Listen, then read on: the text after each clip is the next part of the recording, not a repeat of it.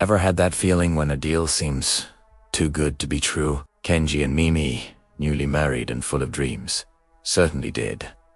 They found this perfect little house by a river in Nagano. It was quiet, idyllic, and the price was an absolute steal. The owner barely even negotiated. It was almost like he was desperate to get rid of it.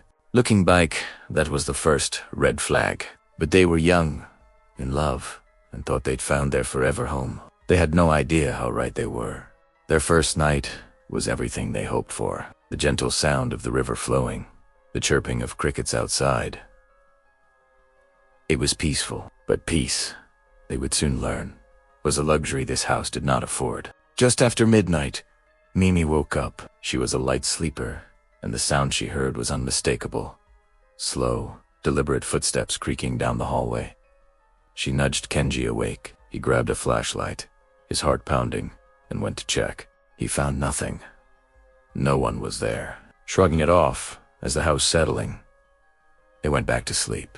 But the next morning, a cold dread washed over them. A trail of muddy footprints led from the front door, down the hall, and stopped right beside their bed. Naturally, they were terrified. They told themselves it must have been a prank, some local kids trying to scare the newcomers. The first thing they did that day was change all the locks. They installed a deadbolt, reinforced the door frame, and double-checked every window before bed. They felt safer, more secure.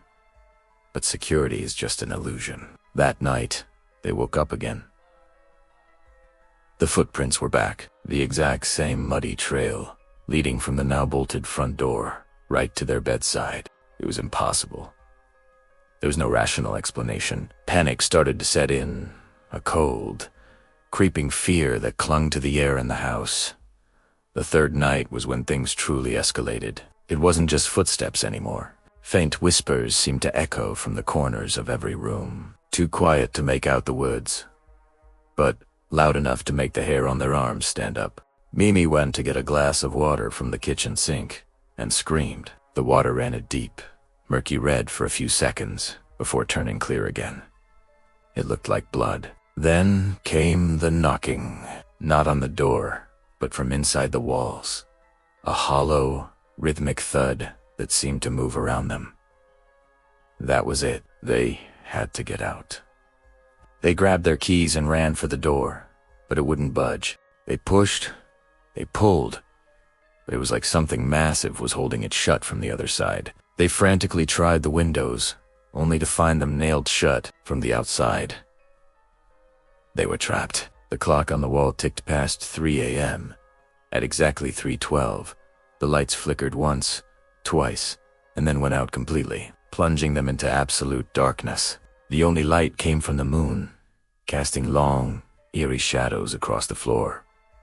And then they heard it, a wet, labored breathing, so close it sounded like it was right next to them. It was coming from beneath the floorboards. A voice, hoarse and low, rasped through the darkness.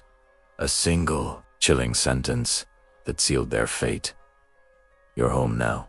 Suddenly, the floorboards beneath their feet began to bulge upward, splintering and groaning as if something large was crawling underneath, pushing its way up. Instinct took over. Kenji grabbed Mimi's hand, and they sprinted for the stairs, their only escape. They scrambled up into the darkness of the second floor, their breath coming in ragged gasps. They paused at the top landing, turning back to see what was chasing them. But when they looked, the hallway was gone. The familiar layout of their home had vanished. The door to their own bedroom had morphed into a solid, seamless wall. Disoriented and terrified, they rushed to the window, hoping to see the road, a neighbor's light, anything. They saw the river, YES. But the world outside was not the one they knew. A thick, gray fog blanketed everything, swallowing the landscape. And in the dark water of the river stood dozens of pale, silent figures, all of them facing the house, motionless, just watching. In a final, desperate act, Kenji picked up a chair and hurled it at the window. It bounced off the glass without leaving so much as a scratch. The glass was unbreakable. It was then they felt Ita's slow, rhythmic pulse, vibrating through the entire structure, the walls, the floor, the very air around them. The house was breathing. It was alive. And they were inside it.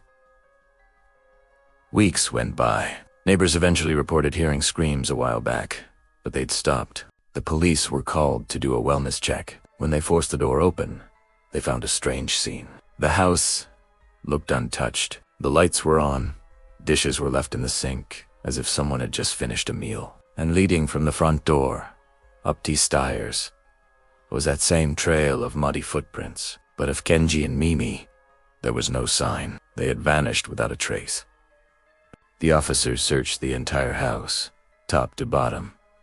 Everything was normal, except for one thing. Upstairs, on that solid wall where the bedroom door used to be, something new had appeared. Carved deep into the plaster were two perfect handprints. They were small, as if pressed there in a moment of pure terror. And when the lead officer cautiously reached out to touch them, he pulled his hand back in shock.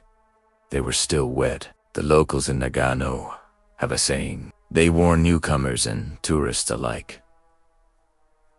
Stay away from the house by the river. People say that anyone who spends a night there never leaves. And it's not just because the house keeps you inside. It's because it keeps you forever. Thank you so much for watching. If you enjoyed this story, please don't forget to hit that like button and subscribe to the channel for more terrifying tales. Let me know in the comments what you think happened to Kenji and Mimi. Until next time, stay safe.